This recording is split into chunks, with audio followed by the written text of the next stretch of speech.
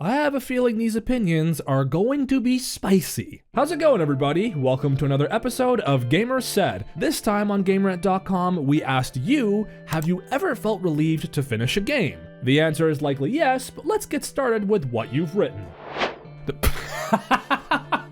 This was literally the first game I thought of. The White Panda wrote, AC Valhalla. I genuinely don't know anyone in person who still finishes modern day Assassin's Creed games. I know a lot of people buy them, and I don't know why, but you have the time to finish them? I feel like Origins, Odyssey, and Valhalla just kept on trying to one-up themselves in the size of the map, but not so much in refining the actual quality of gameplay. This is just an Ubisoft thing in general, but good lord, the open world design. I know it's like beating a dead horse, but the open world design is getting really old. I want something where the open world feels alive rather than is big map. There's so many other open world games that are just as long, maybe even shorter than this, that are also worth much more of your time because they actually maintain a good story. Like Assassin's Creed games start off so strong and then just fall off once you get into the bulk of the game, which is usually a very repetitive open world. I personally have never played Valhalla, but like I said, this has happened in so many Ubisoft games over the last decade, and I did try to play AC Origins,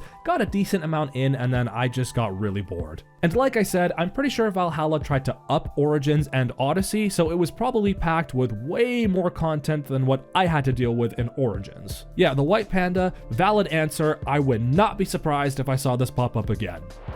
Okay, now on to another game, and this is a really interesting one. Zepp wrote, too many to name, but I throw Spider-Man Miles Morales in there. Then another user, Maddox, asked, what got you stuck on it? I breezed through that one. And then Zepp replied, nothing really. I meant more of being relieved to finish it after getting Platinum Trophy for it, as once you finish it, you have to replay it on New Game Plus. I think it's so easy, it's boring that when it's finished, it's like, finally can play something else now, LOL. You want a video game to give you a decent amount of challenge, and if a game is not going to be as compelling the second time around, like if the replay value just drops, then yeah, it's going to be hard to revisit it. Especially if you're playing for a very specific goal in mind and you're not trying to enjoy the general experience, it takes away from the fun of playing a video game, being immersed in the world, having fun with the gameplay. No, you're thinking, I gotta get this trophy, I already know what to expect, I just want this Platinum Trophy and then I'll be done with it. It's kind of a mental thing too, but you kind of make it a chore for yourself when all you're thinking about is the Platinum Trophy. Not blaming you, Zepp, by the way, that's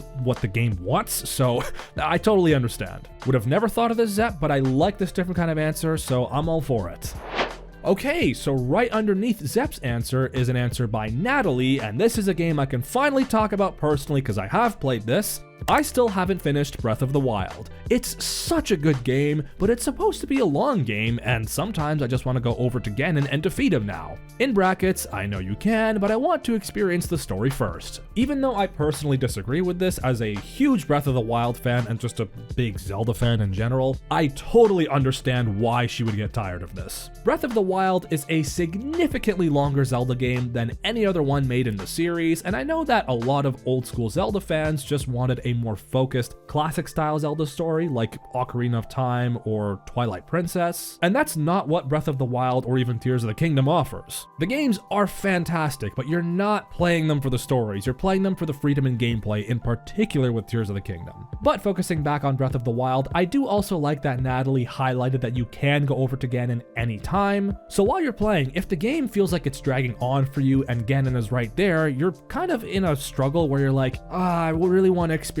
all the different regional arcs, like with the Zora, the Goron, and all that. But also, if this is gonna take too much time for me, if I've got other stuff to do in my personal life, or if I just want other games to play, why don't I just rush to Ganon right now when I get to a decent power level? I never felt this on my first playthrough of Breath of the Wild, but on the second one, yeah, I was like, I've done all this exploration, I know what to expect, I have to climb for so long and all that, and like on the first playthrough, it's such an amazing experience, and then the second time, you really just want to get to the exciting points and not have to go through the anticipation to get to the excitement parts of climbing every little nook and cranny in the game. Wanting to experience the story first is totally valid, and even though Breath of the Wild's story is so spread out because there's so much gameplay in between and you have to actively seek out the story, and also you can see the story unveil at your own pace, it can lose your focus as it doesn't have the same narrative strength as the more classic Zelda games did. Natalie, love this answer. Even as somebody that respectfully disagrees, I can totally see your point here.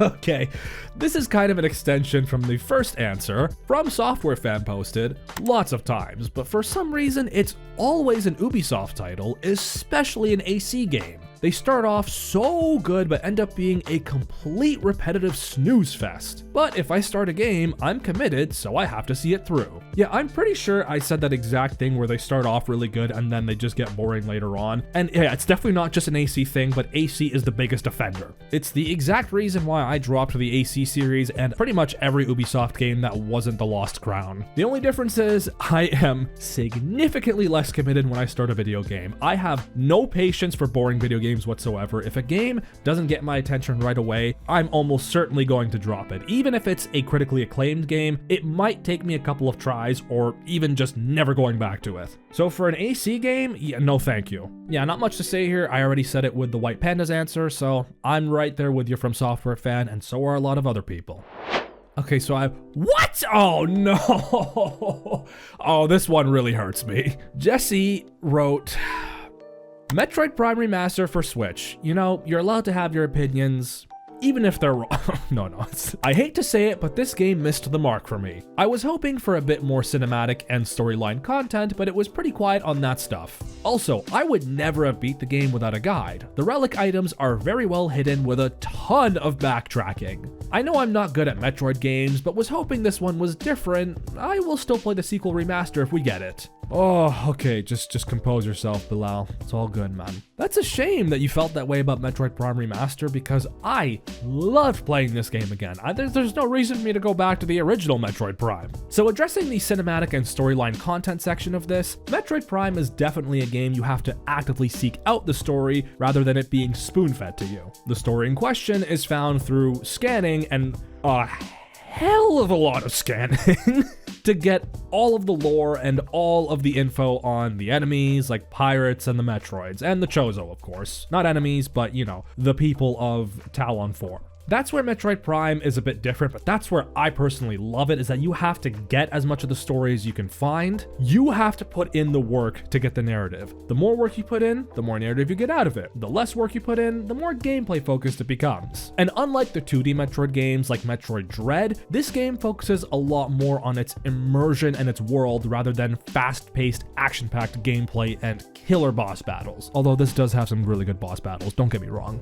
As for the relic items being hidden, this kind of ties back into my point of you have to actively search out the story, and that also extends to paying attention to the world of Talon 4, because if you're not keeping track of the different sectors you go to and remembering them like by this is the lava region, this was the factory region and all that, you're going to forget a lot of the smaller details that are instrumental in the hints for finding the relic items. The one thing Jesse wrote that I totally agree on and can completely understand why this would push people away from Metroid Prime is the backtracking. There definitely is a ton of backtracking, and also now that I think about it, this game doesn't really change any environments you revisit like you do. I know I keep saying Dread, but Dread did a fantastic job of this. Dread changed up locations, like there was the first section that got frozen because there was experiment something, the name is escaping me, but that fantastic boss fight, and that boss was like blocking the generator or blocking the heater. If we had more stuff like that in Prime, then I think the backtracking would have been better. I am still very happy though that you're open to trying the sequel remaster, because echoes to what I was just saying about changing the environments does that by nature with going to the normal world and the dark world. Yeah, Jesse, all jokes aside, this is an answer I would have never thought of, but a really interesting answer, and it forced me to challenge my view of this game that I love so much.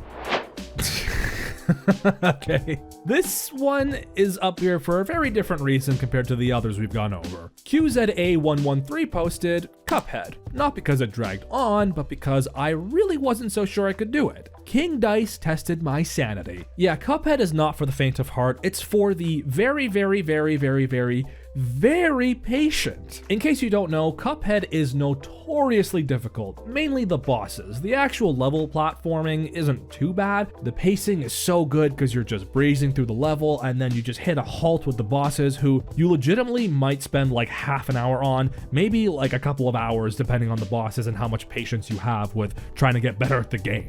I will say though, the godsend of this game is that this game has such a good soundtrack. Oh my god.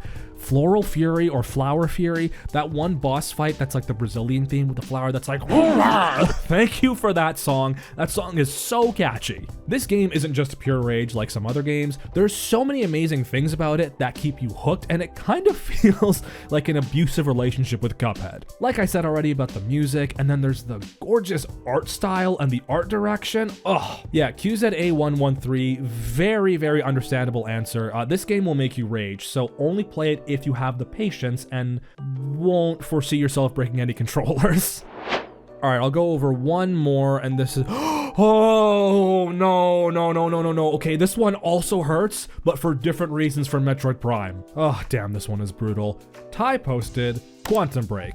Just felt terribly boring and predictable. I am a massive Remedy fan. Like, Remedy's in my top 3 favorite game studios right now. And while I didn't feel it was terribly boring and predictable, I did feel it was missing something instrumental that makes me love Remedy games. It's missing the weird, quirky, but also kind of comforting atmosphere that made me fall in love with Max Payne, Control, and especially the Alan Wake games. Before I knew much about Remedy, I never knew Quantum Break was a part of their catalog. I honestly thought Quantum Break was like a Quantic Dream game, like the guys that made Detroit Become Human. I understand, I respect when studios try to experiment, and Remedy definitely takes risks, which is more than what a lot of other AAA studios do nowadays. But yeah, this is easily my least favorite Remedy game, and I've played all of them except Death Rally. All this to say though, despite Quantum Break being my least favorite Remedy game, I still really enjoyed it. And you know what? Thanks to the success of Quantum Break, we did end up getting Control, which then ended up giving us Alan Wake 2, which is now in my top 10 favorite video games of all time. So thank you, Remedy, for still being awesome. Even if Quantum Break wasn't mine and apparently Ty's one of favorite games, I'm still thankful that you guys took a risk and tried something boundary breaking, as you guys always try to do. Ty, thank you for validating my feelings on this game. Quantum Break unfortunately did feel like more of a chore to finish rather than a blast of a time like many other Remedy games have given me. I still love you dearly, Remedy, don't you worry. All right, and that's gonna wrap it up for this one. If you want to add your opinion to this topic, feel free to write in the comments below, or if you want to go to the site yourself, feel free to visit this thread on GameRant.com, or to visit GameRant.com for many other threads already on the site, or to visit others that we'll be posting in the near future. Trust me, you'll have plenty of options for posting your gaming opinions. And that's gonna wrap it up here. Thank you all so much for watching. I'm Bilal with GameRant, and we'll see you all in the next one. Take care, everybody.